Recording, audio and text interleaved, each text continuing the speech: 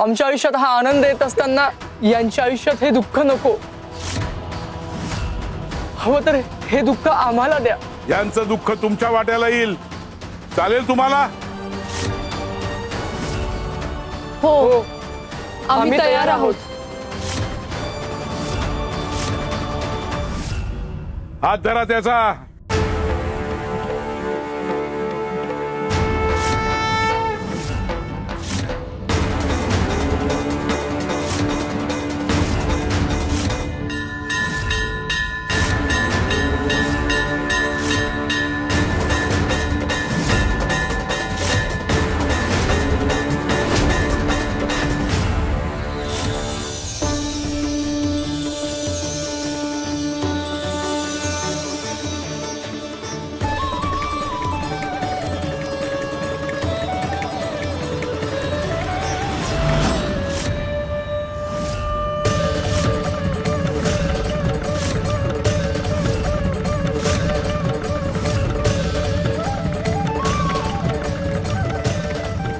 श्रावणी, आई, मी पूर्ण बरा झालो.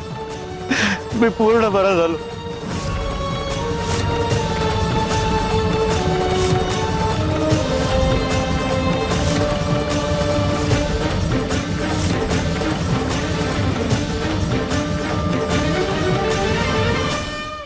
स्वामी, स्वामी, अहो या दोघांना काहीच कसं झालं नाही. यांच्या चांगुलपणामुळे तुझी शिक्षा माफ झाली.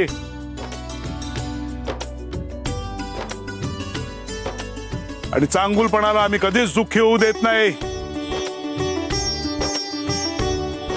बघ सुभेदार, अरे तिच्या मनात तुझ्याबद्दल किती प्रेम आहे. परंपरांमध्ये अडकून पडू नकोस. बदल स्वीकार. भाषा असो वा विचार, बदल हा सृष्टीचा नियम आहे. माझे आई वडील तुम्हीच आहात आणि तुमच्या आशीर्वादाशिवाय मी सुखी नाही होऊ शकत. मला तुमचा आशीर्वाद हवाय.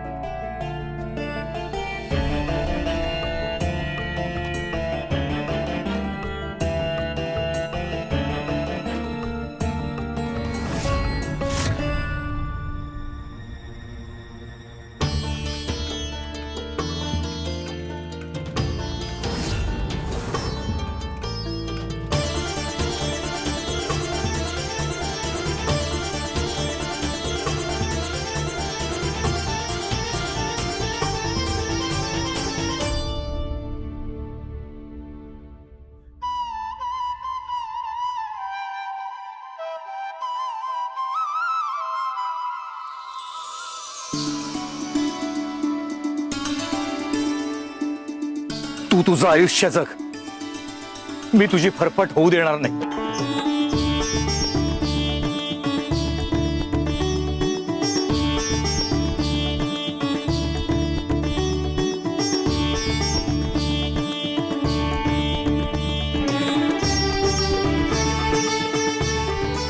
श्री स्वामी समर्थ.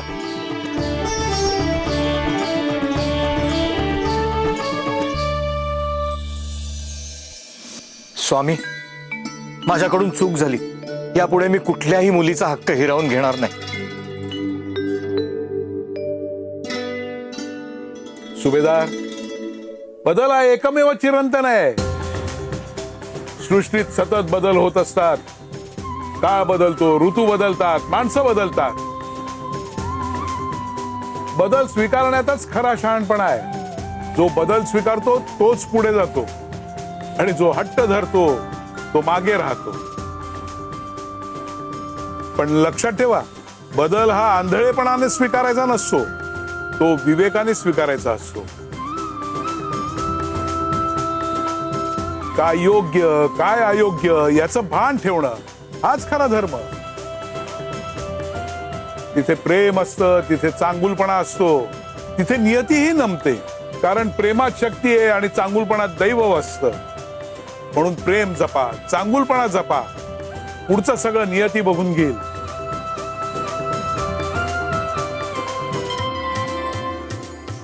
खरंच जिथे प्रेम आणि विवेक एकत्र येतात तिथे खऱ्या अर्थानं आयुष्य घडतं. तुमचं सगळ्यांचं आयुष्य मंगलमय होवो. श्री स्वामी समर्थ. अनंत कोटी ब्रह्मांड नायक राजाधिराज योगीराज परब्रह्म सच्चिदानंद अक्कलकोट निवासी सद्गुरु श्री स्वामी समर्थ महाराज की येऊ नकोस, मी तुझ्या पाठीशी आहे.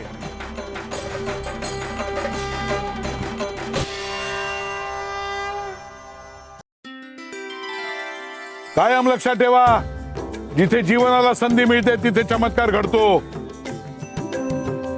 श्रावणी, तू म्हणत होतीस ना, हिच्या हाताला बरकत नाही, अपशकुन ये. बघ,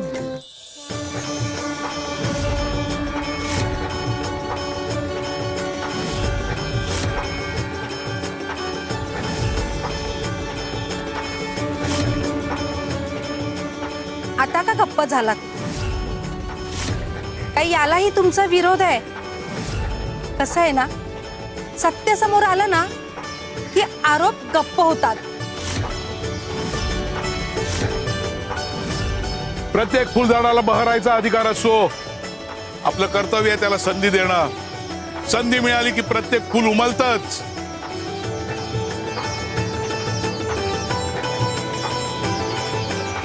सुभेदार, आता तरी पटलं का?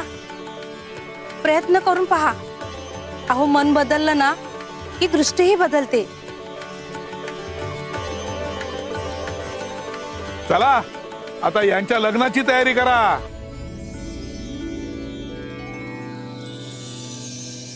हो हो हो, चला चला चला. आणि हो, आहेर जर आणला असेल ना तर माझ्याकडे दिलात तरीही चालेल.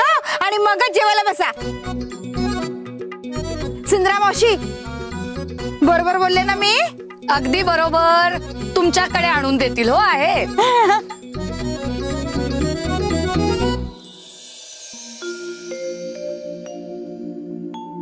आशीर्वाद द्या स्वामी. येऊ नका, मी तुमच्या पाठीशी आहे.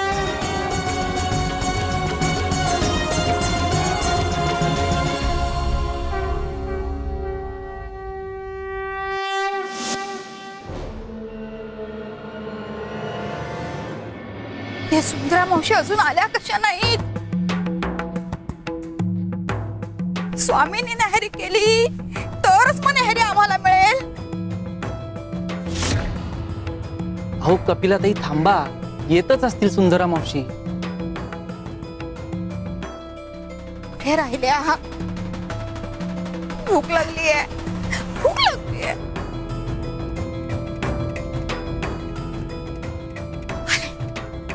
स्वामी देवा, न्याहारी.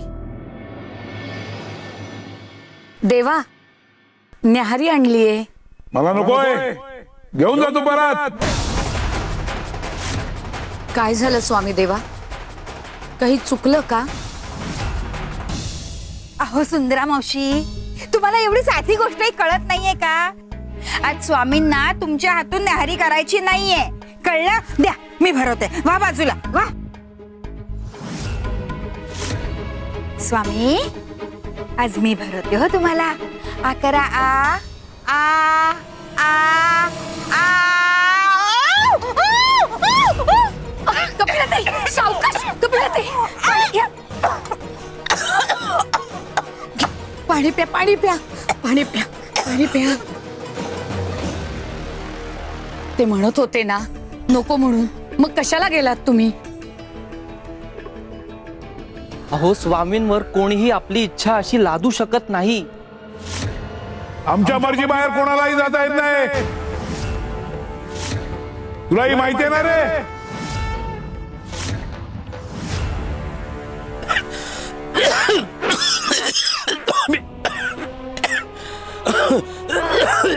स्वामी,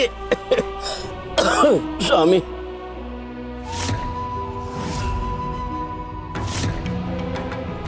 स्वामी, वय झालंय माझं. आजारांनी देह खाल्लाय. मृत्यू दारात उभा आहे.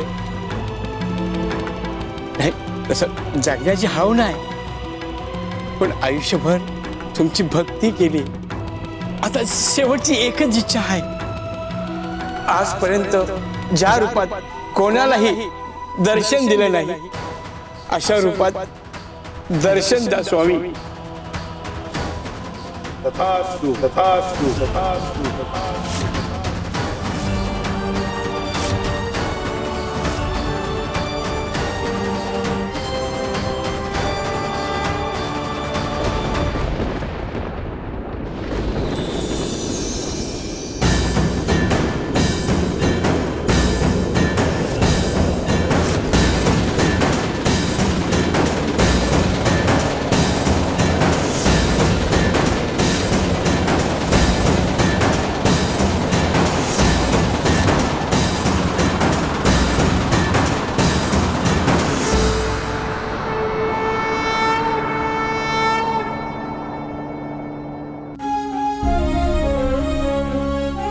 काळावर स्वार माझे स्वामी,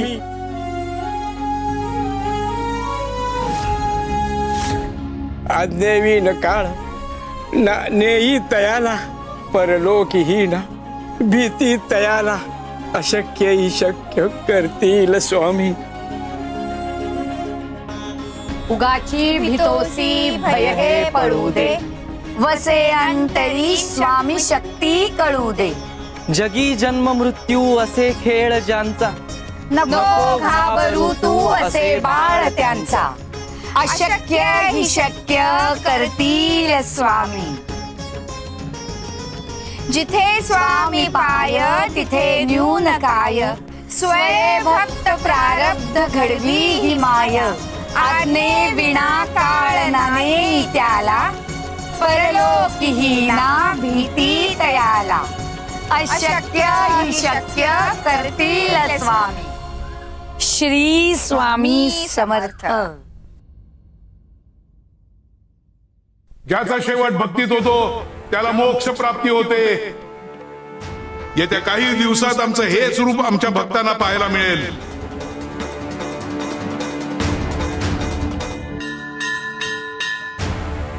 श्री स्वामी समर्थ.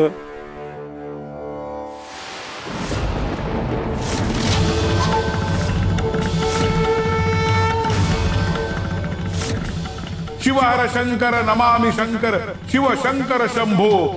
हे गिरिजापती भवानी शंकर, शिव शंकर शंभो.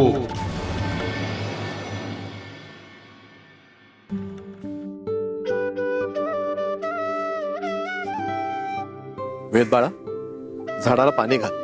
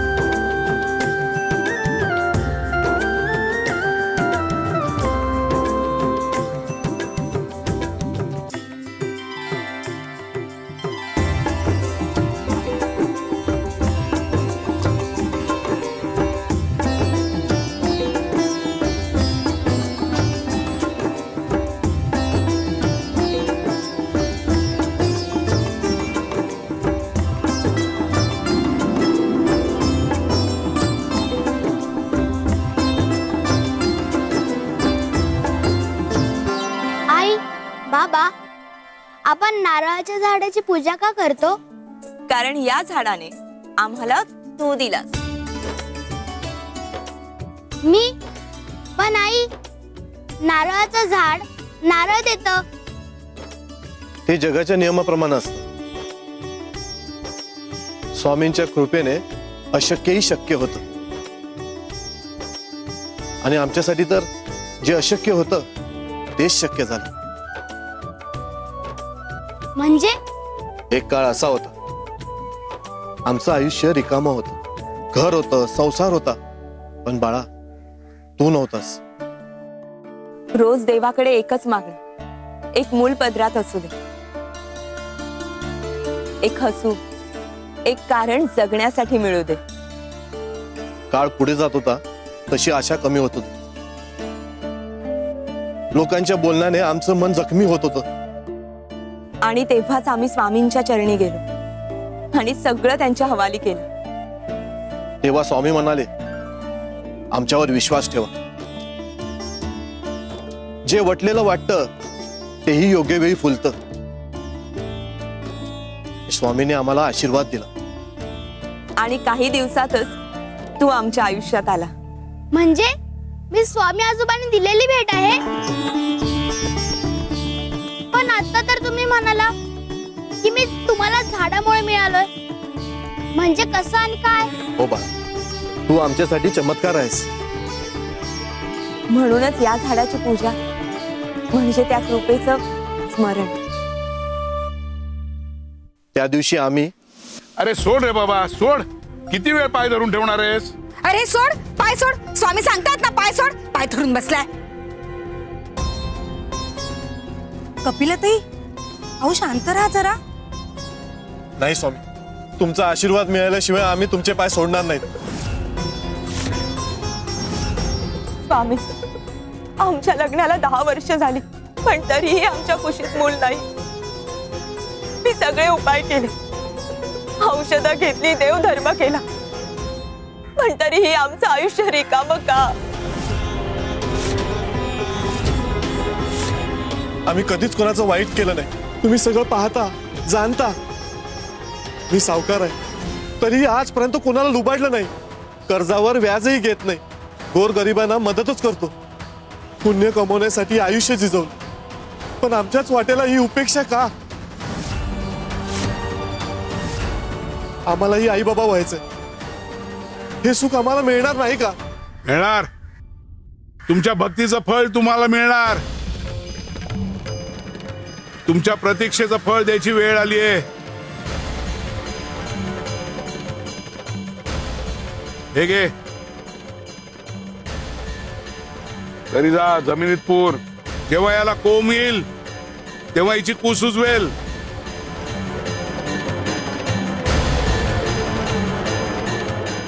जा आता, आम्हाला आणखीन त्रास देऊ नको.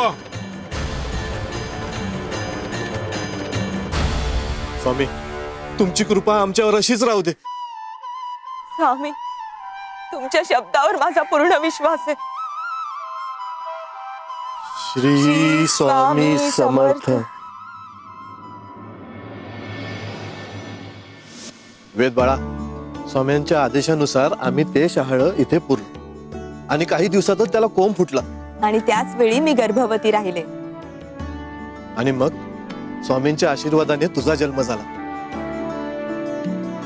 म्हणजे खरंच माझा जन्म स्वामी आजोबांच्या आशीर्वादाने झालाय. म्हणून मला स्वामी आजोबा इतके आवडतात, हो ना? हो बाळा, कारण ज्याचं जीवन आशीर्वादातून जन्मतं त्याच्या मनात भक्ती आपोआप वसते. लक्षात ठेव वेद, आपण सर्व स्वामींची मुलं आहोत आणि स्वामी आपले आहेत. श्री स्वामी समर्थ.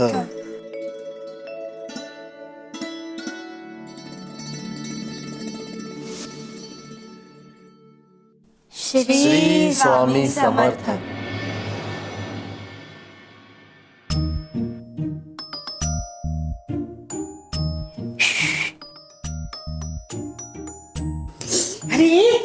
कपिलाताई, अहो आधी बघा ना तो काय करतोय ते.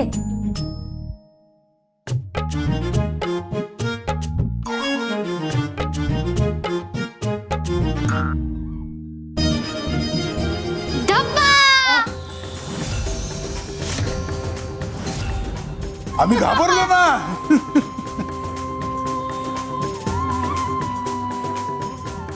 ये स्वामी आजोबा घाबरले, स्वामी आजोबा घाबरले. लब्बाळा, आम्हाला घाबरवतोस होय? कसं वागतोय हा? कपिलाताई, अहो निर्मळ प्रेम असलं ना की भीती नसते, आपलेपणा असतो.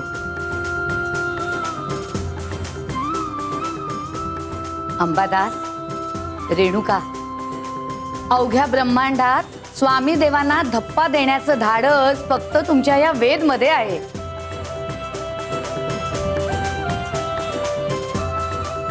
आणि स्वामी देवांनीही त्याला तशी सवलत दिली.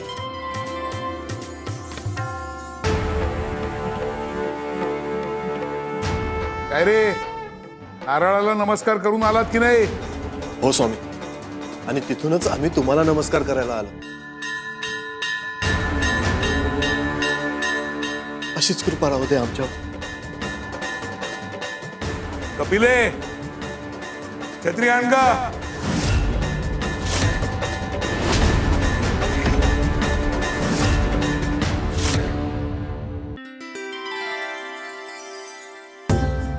अंबादास, रेणुका, अवघ्या ब्रह्मांडात स्वामी देवांना धप्पा देण्याचं धाडस फक्त तुमच्या या वेद मध्ये आहे.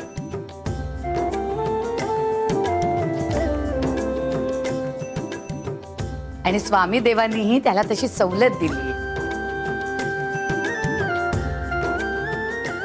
हो, वेदचा स्वामी सोबतचा हा बंध सुरुवातीपासूनचाच आहे. तो जन्माला आल्यापासून रडायला लागला की स्वामींचा जप ऐकला की शांत व्हायचं. जन्मापासून भक्ती असली ना, ही नातं ही दैवी असतं. लगेच ज्ञान पाजळलं. आपल्याला सगळं कळतंय, हा हट्ट कधी सोडणार आहे काय माहित. आम्ही आजोबाच आहोत त्याचे. आमचं नातं आजोबा नातवाचं आहे, हो की नाही? मित्रांचं ना. हो ना. हा, मित्राचंच.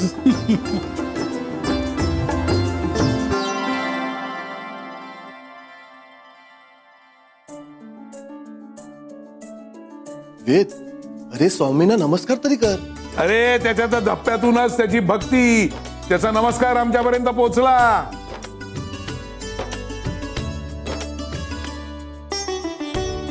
भक्ती ही विधीत नाही, भावात असते.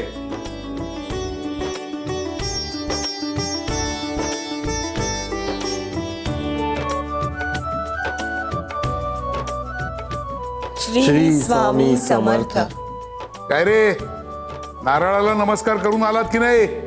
हो स्वामी, आणि तिथूनच आम्ही तुम्हाला नमस्कार करायला आलो. अशीच कृपा राहू दे आमच्यावर. कपिले, छत्री आण गा.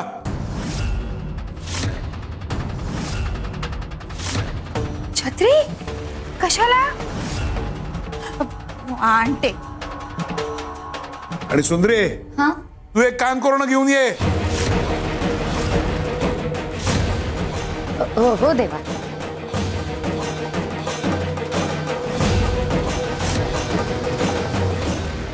स्वामी देवा, एक आहे का?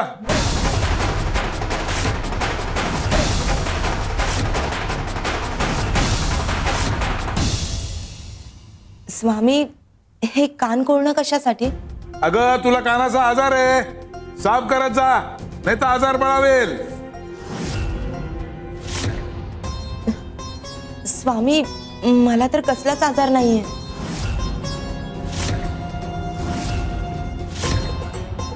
कपिले, छत्री मिळते की नाही? स्वामी घ्या. अंबादास, हे घे.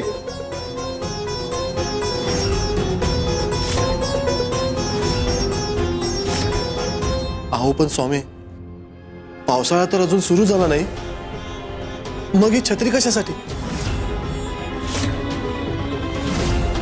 कदाचित उन्हासाठी दिली असेल. हो ना स्वामी? अवकाळी पावसाची लक्षणं आहेत तुमच्या आयुष्यात, काळजी घ्या.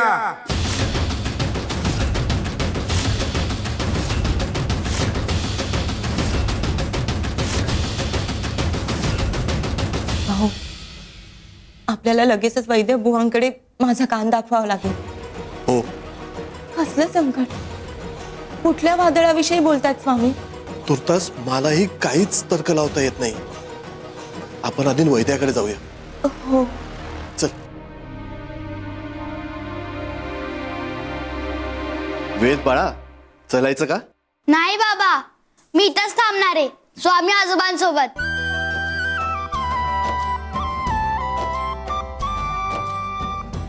तुम्ही जा, आमच्या खेळात व्यत्यय आणू नका.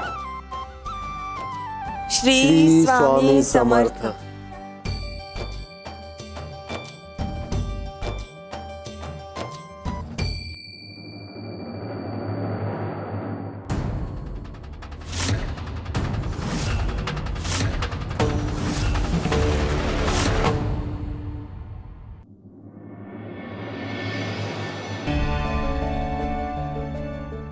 वैद्य बुवा येतो. चलायचं. अहो, आता तर वैद्य बुवांनी तपासले, माझ्या कानाला काहीच झालेलं नाही. मग स्वामी असं का म्हणाले की मला कानाचा आजार आहे, कान स्वच्छ करत जा म्हणून? ती छत्री. स्वामी म्हणाले की अवकाळी पाऊस येणार आहे आपल्या आयुष्यात. मला वाटतं स्वामींना काहीतरी वेगळं सांगायचं होतं. कसला तरी संकेत असावा. आपण परत जाऊया का स्वामींकडे? त्यांना विनंती करूया की जे काही आहे ते आम्हाला स्पष्ट सांगा. नको रेणुका, काही संकेत भक्तांनी स्वतःच ओळखायचे असतात. म्हणून तर स्वामी कोड्यात बोलतात ना. उत्तरं दिलीत तर ज्ञान होतं, स्वतः शोधलीत तर अनुभव. नाहीतर त्यांनी तेव्हाच स्पष्ट सांगितलं असतं. चल.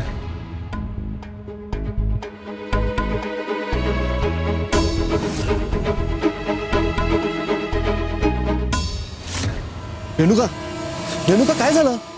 मला खूप भीती वाटते. काहीतरी गंभीर घडणार आहे असं वाटतंय. ऐक, तू अतिविचार करते. तुला किती वेळा सांगितलं, भावनांवर नियंत्रण ठेवलं नाही तर त्याच आपल्याला नियंत्रित करतात. मनाने खंबीर हो. आणि काही घडणार असेल तर स्वामी आहेत ना आपल्या पाठीशी. आपण आपला संसार त्यांच्या हातात दिलाय की नाही, मग तो त्यांच्या छत्रछायेतच सुरक्षित आहे. काही बिघडलं तर स्वामींना सांगायचं, तेच मार्ग काढतील.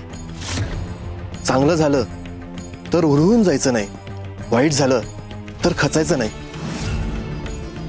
स्वामी म्हणतात ना, समत्व ठेवणं हाच खरा श्रद्धेचा पाया.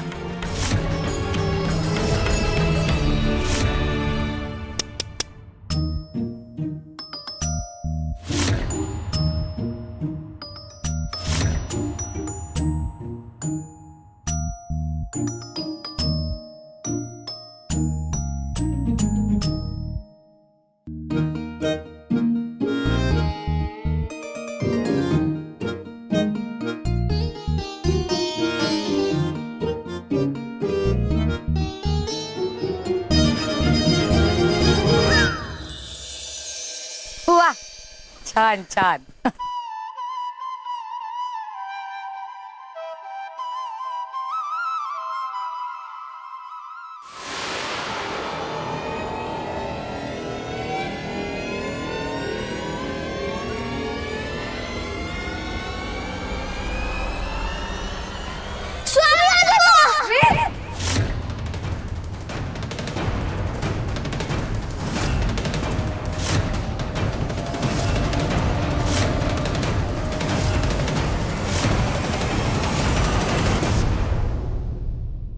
मोरोबा, अरे मोरोबा.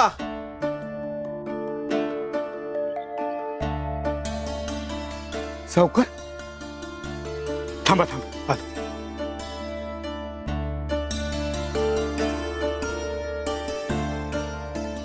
तुमच्या पायावर पाणी घालतो. सावकार, तुमचे पाय आमच्या घराला लागू द्या. आमचं घर धन्य होईल. मोरोबा, राहू दे. आज मी घाईत आहे. तुमचा पाहुणचार नंतर घेईन मी.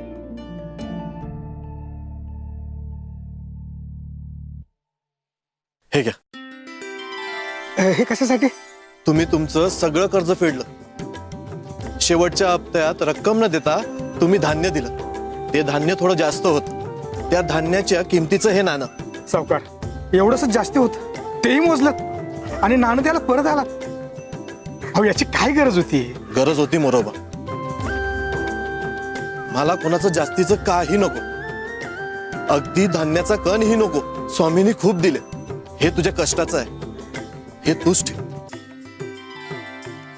सावकार, तुमच्यासारखा प्रामाणिक माणूस मी आजवर पाहिला नाही. तुमच्यासारखा सावकार प्रत्येक गावाला लागतो.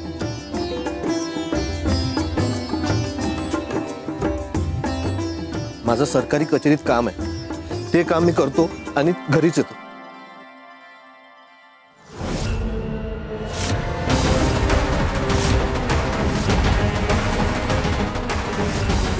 हा हो, हे शहाळं काळं कसं पडलं? हा कसला संकेत तर नाहीये ना?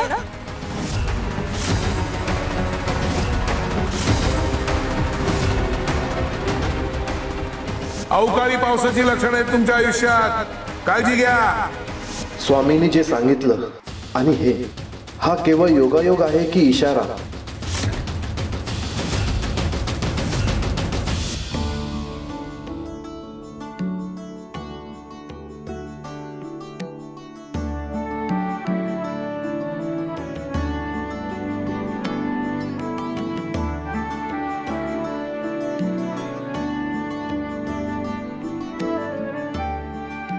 स्वामी आजोबा, तुम्ही कधी आलात? मगाशीच. माझ्यासोबत खेळायला आलात का? हो. बर, तू लाडू खाणार? कपिले, वेदला लाडू दे ग. चल चल चल, पण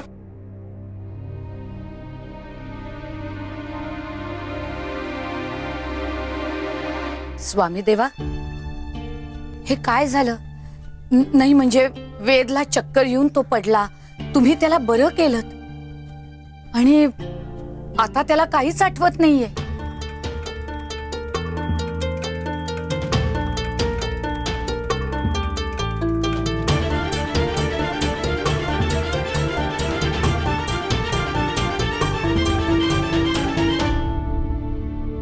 सुंदरे, पाहिलंस का?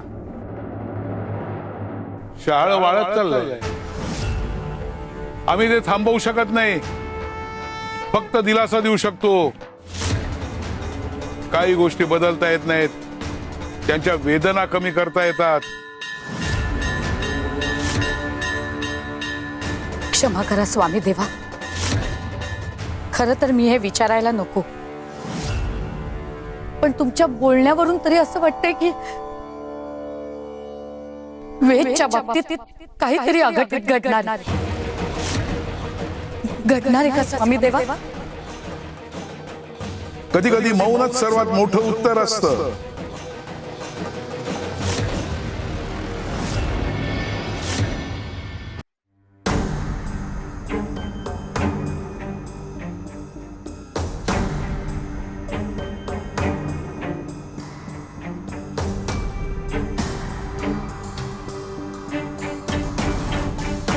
गौतम, अरे हे काय करतोयस तू?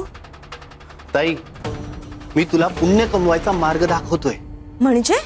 ताई, तुला आठवतंय 10 वर्षांपूर्वी स्वामींनी तुला एक शहाळं दिलं होतं? ते शहाळं तू जमिनीत पुरलंस, त्याला एक कोंब आलं आणि इकडे तू गर्भवती राहिलीस.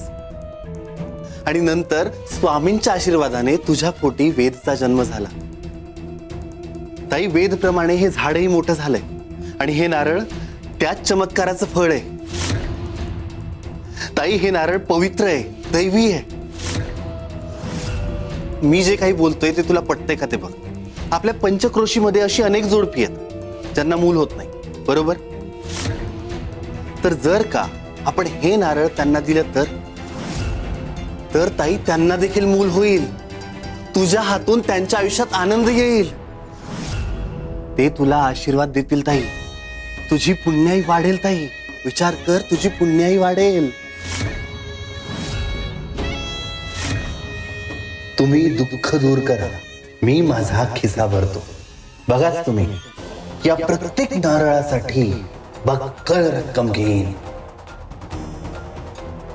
आणि अजून एक गोष्ट ताई, जर काही नारळ तू स्वतः आपल्या हाताने त्यांना दिलंस तर त्यांचा यावर विश्वास बसेल आणि ते नक्कीच त्याला स्वीकारतील. पटतंय ना? हो, खरंच आपण लोकांच्या उपयोगी आलं पाहिजे, त्यांचं दुःख कमी करता आलं पाहिजे. त्यासाठी स्वामी आहे, त्यासाठी स्वामी आहे, त्यासाठी स्वामी आहे, त्यासाठी स्वामी आहे, त्यासाठी स्वामी आहे, त्यासाठी स्वामी आहे.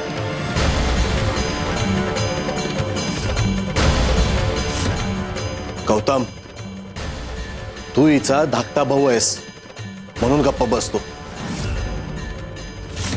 पण मी तुला आधीही बजावलं होतं, स्वामींच्या कृपेचा गैरफायदा घेण्याचा विचारही मनात आणू नकोस.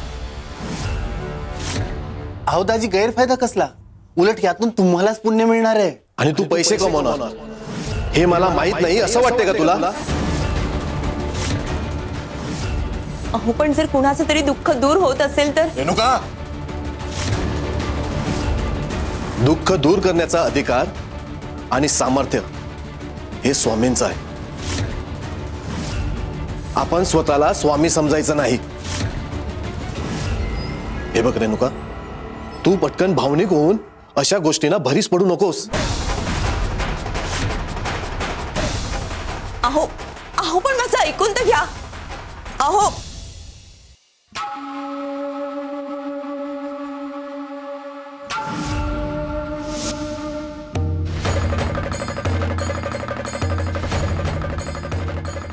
रेणुकाचा भावनिक भोळेपणा, गौतमचा स्वार्थ आणि वेदच्या आयुष्यातील भोग या तिन्हीचा संगम होऊन अंबादासच्या आयुष्यात एक वादळ येणार आहे. आम्हाला त्याचीच चिंता आहे, कारण त्या वादळाचा सामना करायला तो अजून सज्ज नाहीये. शिवशंकर शंभो.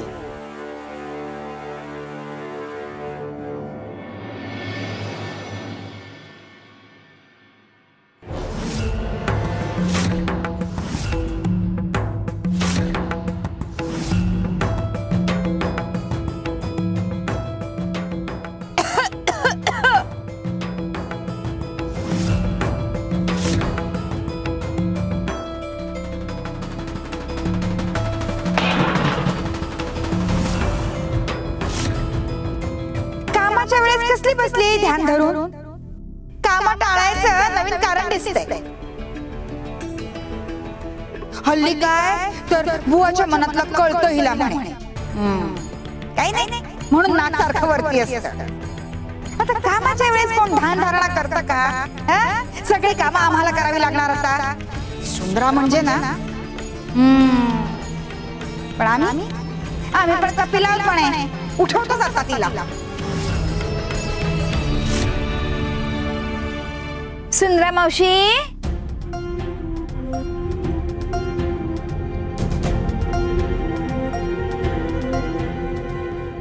ओ सुंदरा मावशी. अहो काय हे कपिलाताई, माझं ध्यान का भंग केलं? अहो स्वामी देवांच्या नामस्मरणात दंग होते मी. हो का? नामस्मरणात दंग होतात?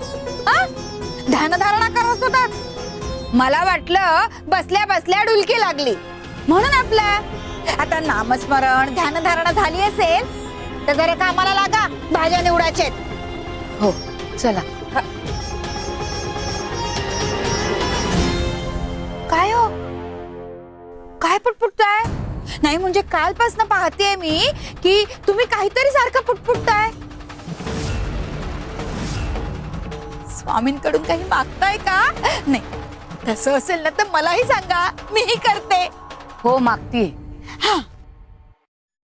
जो भक्त स्वामी देवांच्या चरणाशी देह ठेवून गेला तो क्षण पाहिलात ना तुम्ही? हो. मीही आता तेच मागणं मागतीये. माझ्या नशिबी सुद्धा असा योग यावा. खरंच दुसरं तिसरं काही नकोय मला. स्वामी देवांच्या इच्छेनं जन्म होतो, मृत्यूही त्यांच्या चरणावर व्हावा एवढीच इच्छा आहे. श्री स्वामी समर्थ.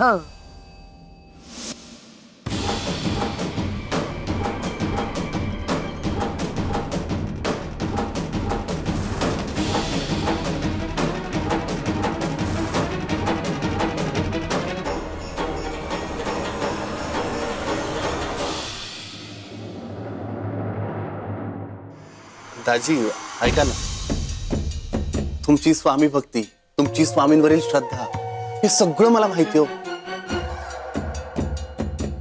आणि मी तुम्हाला सांगतो ना, मी असं काही एक करणार नाही ज्यामुळे तुमच्या श्रद्धेला धक्का बसेल. ऐका ना, मला फक्त एवढंच वाटतं की तुमच्या माध्यमातून लोकांचं भलं व्हावं आणि या पुण्याचं थोडंसं फळ तुम्हाला मिळावं, एवढाच विचार आहे माझा. मला कधी कोणतं फळ द्यायचं, कशा स्वरूपात द्यायचं ते स्वामी बघतील. मी स्वामींची सेवा करतो, मी सत्कर्म करतो आणि सत्कर्माचं फळ मागायचं नसतं तर ते मिळतंच.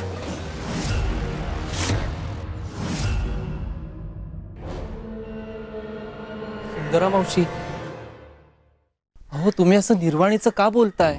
अहो चुकीचं काय बोलतेय मी? स्वामी देव सगळं ठरवू शकतात. त्यांची कृपा झाली ना तर प्रत्येक भक्ताच्या नशिबी हा योग येऊ शकतो. जन्म आणि मृत्यू स्वामी देवांच्या हातात आहे. स्वामी देव ब्रह्मांड नायक आहेत हे आता विसरायला नको आपण. आज्ञे विना काळ नाने त्याला, परलोकीही ना भीती तयाला. सुंदरे, स्वामी देव, काल जशी तुम्हाला प्रचिती आली तशीच आमच्या एका जवळच्या भक्ताला नजीकच्या काळात येणार आहे. प्रचिती येण्याआधी परीक्षा घेतली जाते आणि ती घेतली जाणारच. शिवशंकर शंभो.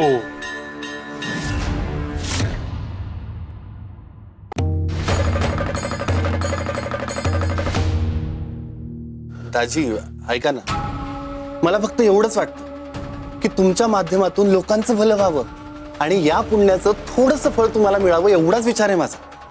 मला कधी कोणतं फळ द्यायचं, कशा स्वरूपात द्यायचं ते स्वामी बघतील.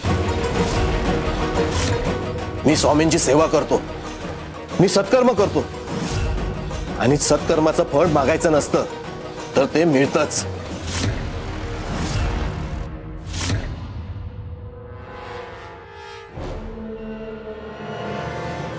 अहो ऐका ना, मी काय म्हणते, तुम्ही सावकारकीतून लोकांचं भलं करता, पण त्यातून फक्त त्यांच्या पैशांचं दुःख दूर होतं. बाकी दुःख समस्या दूर व्हाव्यात तर त्यासाठी स्वामींची कृपा पोहोचायला हवी. हो, ताई बरोबर बोलतेय दाजी. दाजी, प्रत्येक जण तुमच्यासारखा निस्सिम भक्त नसतो ना, त्यामुळे प्रत्येक जण स्वामींच्या इतक्या जवळ नाही जाऊ शकत. अहो, अशा लोकांसाठी तुम्ही माध्यम व्हावं, एवढंच मला वाटतं.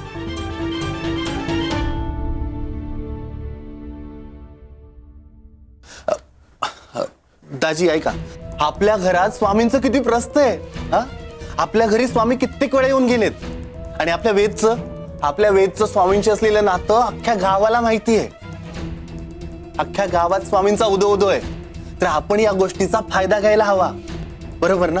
हा, हे बघा, आपण स्वामींच्या नावाने गंडे दोरे ताईत बनवून विकूया. सोबतच आपण तारक मंत्र ताडपत्रीवर लिहून विकूया. स्वामींच्या पादुका आपल्या घरात ठेवूया, भक्तांची रांगच रांग लागेल. आपण त्यांच्याकडूनही पैसे कमवूया. बस, तू मला कितीही वेळा कितीही प्रकारे समजवलंस तरीही मी तुला बरीच पडणार नाही. तरीही मी प्रयत्न करतच राहीन, कारण ही आयती कमाई आहे. आणखीन एक रेणुका, मी तुला आणि तुझ्या मूर्ख भावाला शेवटचं स्पष्ट करतो. हे स्वामींना अजिबात आवडणार नाही. दैवी कृपेचा बाजार मांडणं म्हणजे श्रद्धेचा अपमान आहे. असं केलं तर स्वामींची कृपा निघून जाईल. गौतम ऐकणार रे. गौतम, तुझ्या भावाला सांग, मी समजवतो तोपर्यंत शहाणा हो. स्वामीने समजवायला घेतलं तर ते त्याला परवडणार नाही. देव समजवतो तेव्हा कृपा असते, पण शिक्षा करतो तेव्हा परिणाम असतो.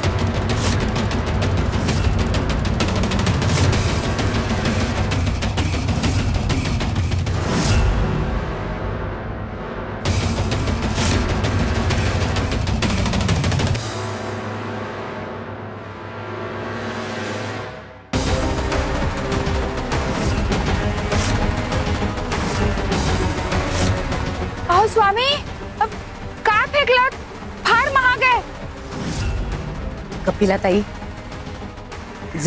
जाऊन घेऊन या. पण फेकल्याच का आधी? हो, जा घेऊन या. हो.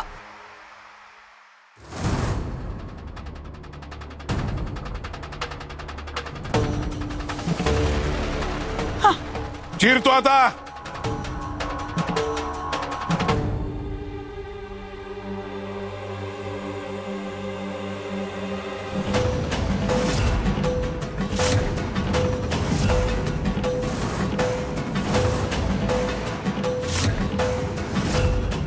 देवा, आतून सगळा सडलेला आहे,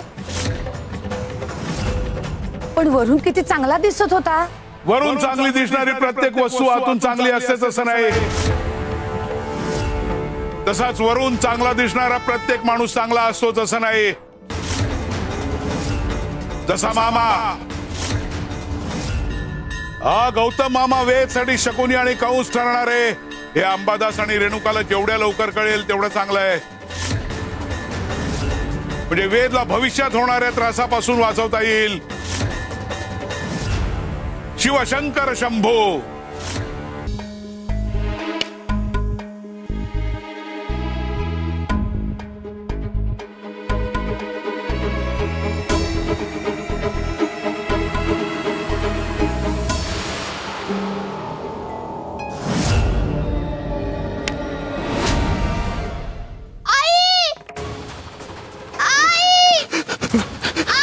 वेद, काय झालं? काय झालं बाळा? काय होतंय तुला? कुठे दुखतंय? छातीत कळ येते. असं कसं शक्य? याच्या छातीत कसं दुखेल? अहो, छातीचं दुखलं तर मोठ्यांना होतं, म्हाताऱ्यांना होतं. एवढ्या लहान पोराच्या छातीत कळ कशी येईल? शांत हो वेद बाळा. पण याच्या छातीत का दुखतंय? काय होतंय याला? अगं खेळता खेळता मार लागला असेल किंवा विटी मारताना झटका बसला असेल म्हणून दुखत असेल. लहान शरीराला असा छोटा धक्का देखील मोठा वाटतो.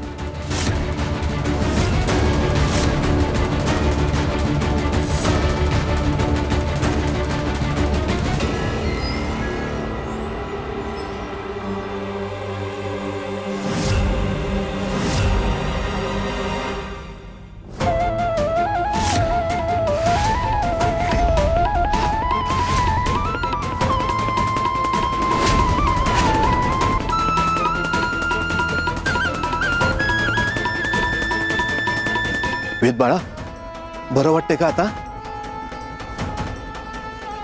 मी पाणी घेऊन येते. तुला वेद बाळा, शांत हो वेद बाळा.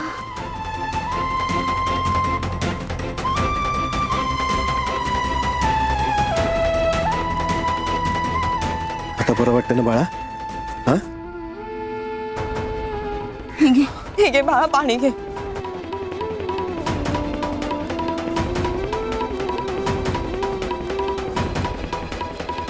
आता बरं वाटतंय ना तुला? आपण याला लगेचच वैद्याकडे घेऊन जाऊ. चला. रेणुका, एवढ्यावरून वैद्याकडे कशाला जायचं? थोडा वेळ आराम करू दे, मग बरं वाटेल त्याला. वेद बाळा, अजून खूप दुखते का की वैद्याकडे जायचं? नको बाबा, खेळताना थोडं लागेल. आई, एवढी काळजी नको कर. हो, लहान मुलांच्या बाबतीत असं होतच,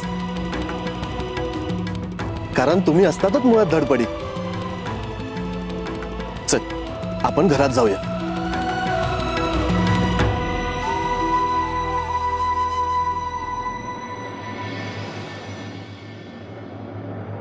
दहा वर्षांच्या प्रतीक्षेनंतर स्वामींच्या कृपेने वेद झाला. त्याच्या बाबतीत जरा काही झालं तर मी अस्वस्थ होणारच ना. आईचं मन कारण नाही शोधत तर काळजी करते. आई आहे मी त्याची, काळजी तर वाटणारच ना. ज्याच्या हाती अग्नी खेळतो तोच काळावर राज्य करतो.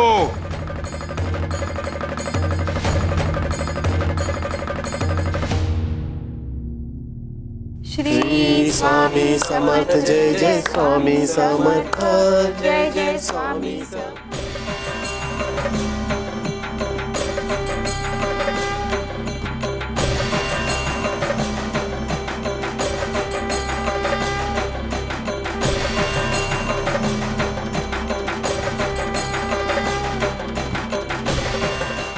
स्वामी समर्थ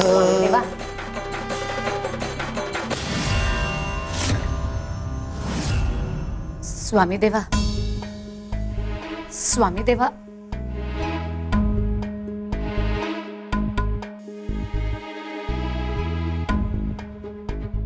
नाही नको. पुन्हा काही बोललो तर रात्रभर जागायची शिक्षा मिळेल. कपिले, तुझं वय किती? का स्वामी? आता अचानक वय काय विचारतोय हा बुवा? कपिले, तुझं वय विचारलं. आजपर्यंत चुका किती केल्या ते नाही विचारलं तुला. एवढा वेळ का लागतोय? आई म्हणाली होती काशीबाईंचा नाण्या झाला त्याच्यानंतर. स्वामी 40-45 पावसाळे पाहिले असतील मी. हो हो.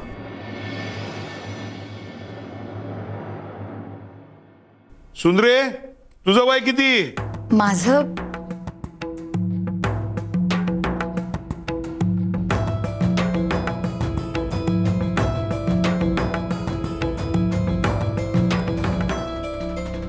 आता आम्ही सांगतो कपिले, तुझा अजून जन्मच झाला नाहीये.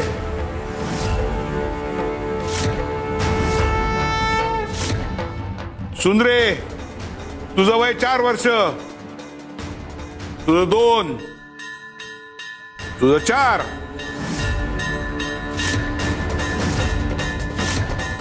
स्वामी थट्टा करताय का आमची?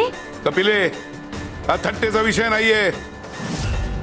आम्ही तुमच्या वयातून काही वर्ष कमी केली. ती वर्ष ज्यामध्ये तुम्ही घर चालवलं, संसार केला, उदरनिर्वाह केला. पण हे सगळं तर प्राणीही करतात. ज्या क्षणी तुम्हाला कळलं प्रपंचाबरोबर परमार्थही महत्वाचा आहे, ज्या क्षणी तुम्ही भक्तीत विलीन झालात, तेव्हाच तुमचा खरा जन्म झाला. त्या दिवसापासूनच तुमचं वय हेच तुमचं खरं वय आहे. हे तुमचं वय जितकं वाढेल तितकं तुमचं प्रत्यक्ष आयुष्य वाढेल. तुमच्या आणि तुमच्या कुटुंबातल्या लोकांचे अकाली मरणाचे योग टळतील.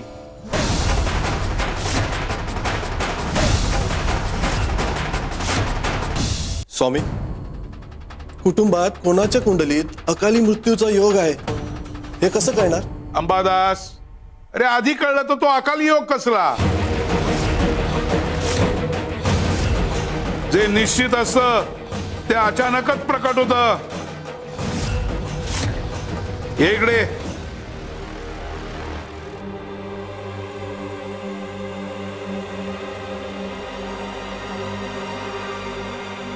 घरी घेऊन जा.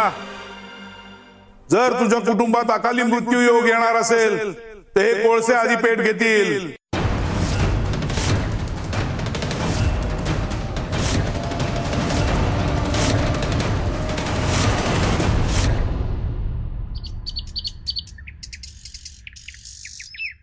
आई मला बाहेर जायला उशीर होतोय. तू आधी नीट खाऊन घे. अरे घाई करू नकोस, हळूहळू खा. आणि तुझ्या छातीत दुखत नाही ना आता? कळ नाही येते ना अजून? आई कालपासून तू 100दा विचारला आहेस. मी ठीक आहे म्हटलं ना. गप्प बस. मला काळजी वाटते तुझी आणि मी विचारणारच. आईची माया काळजीच्या रूपात कधी कधी कठोर दिसते.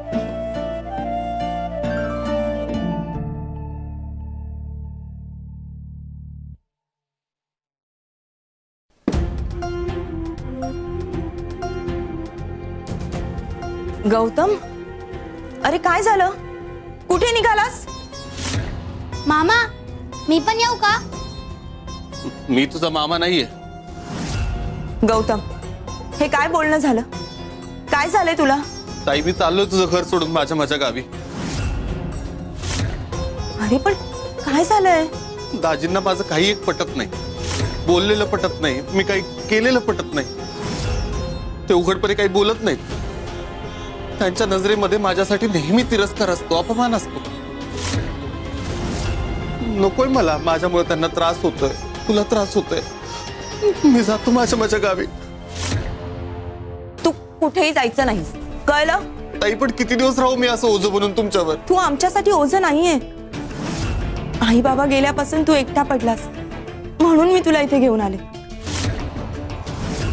तू माझा भाऊ आहे, माझी जबाबदारी आहे. ताई मला मान्य आहे की रक्ताच्या नात्यामध्ये एकमेकांना आधार देणं हे कर्तव्य असतं, पण माझा त्रास होतोय ना तुम्हाला. हे बघ, तुझ्या मनात काहीच वाईट नाहीये, ते कळतंय मला.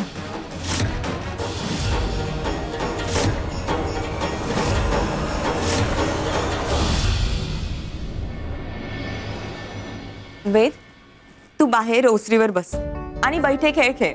मी येतेच. हा,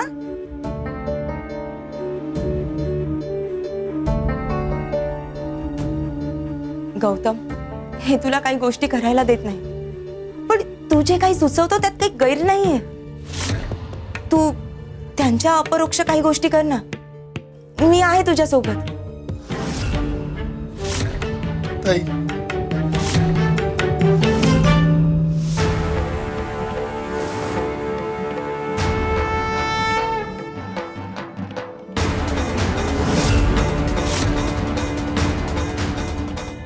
जे सडलेलं असतं ते लपून राहत नाही, ते वर येणारच.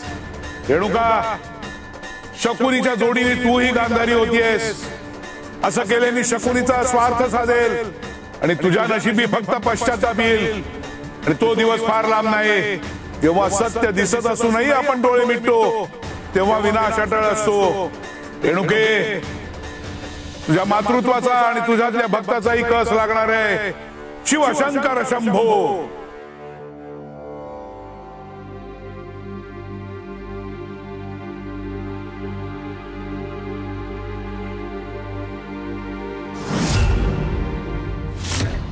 हे काय?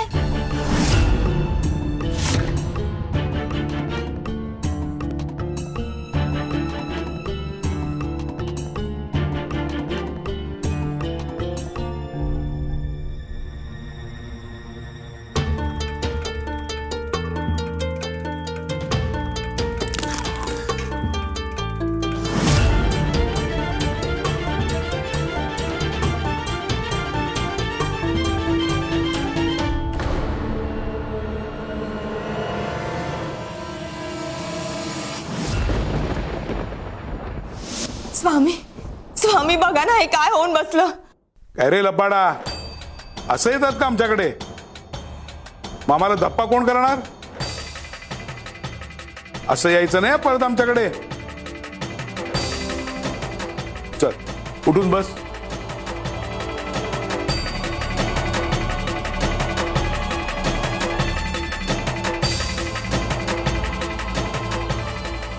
आता तिथे उभं राहायचं. जा.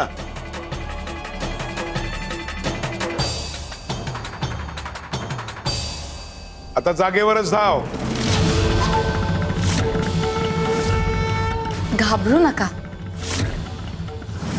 अहो, जे अशक्य वाटतं ते स्वामी देव अगदी सहज शक्य करून दाखवतात.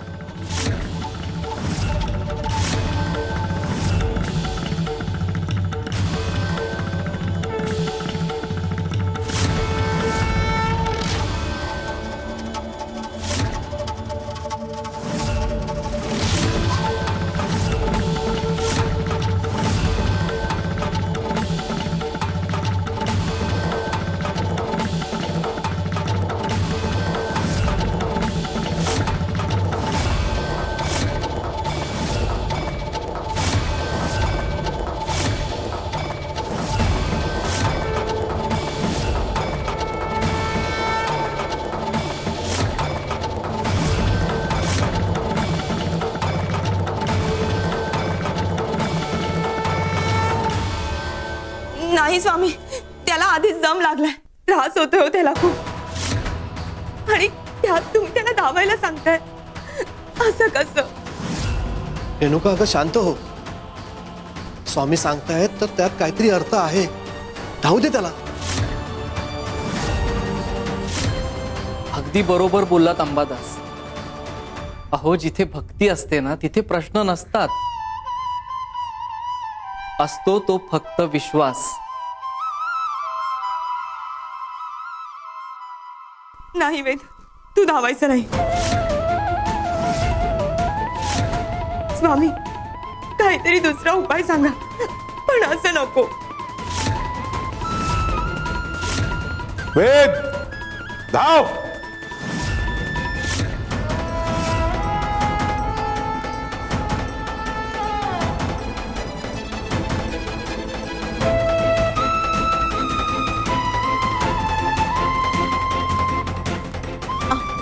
मी तुम्हाला आधीच सांगितलेलं ना, आपण त्याला वैद्य बुवाकडे घेऊन जाऊया.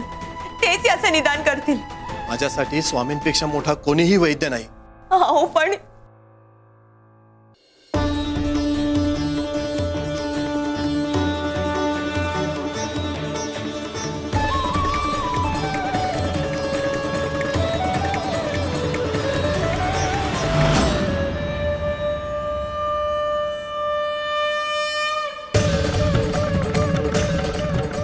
खरंच विश्वासानं केलेली कृती चमत्कार घडवते.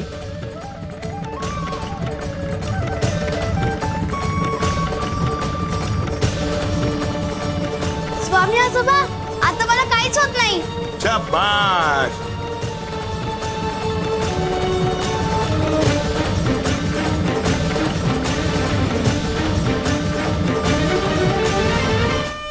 अंबादास, असाच विश्वास कायम ठेव आमच्यावर. बाळांनो, विश्वासा क्षणिक नसावा, तो कायमचा असावा. सांभाळा, काळ बदलतोय, परीक्षेची वेळ जवळ येतेय.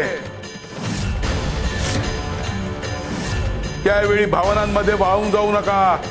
आमच्यावरची श्रद्धा अशीच अटळ राहू दे. सगळं चांगलं होईल. शिवशंकर शंभो.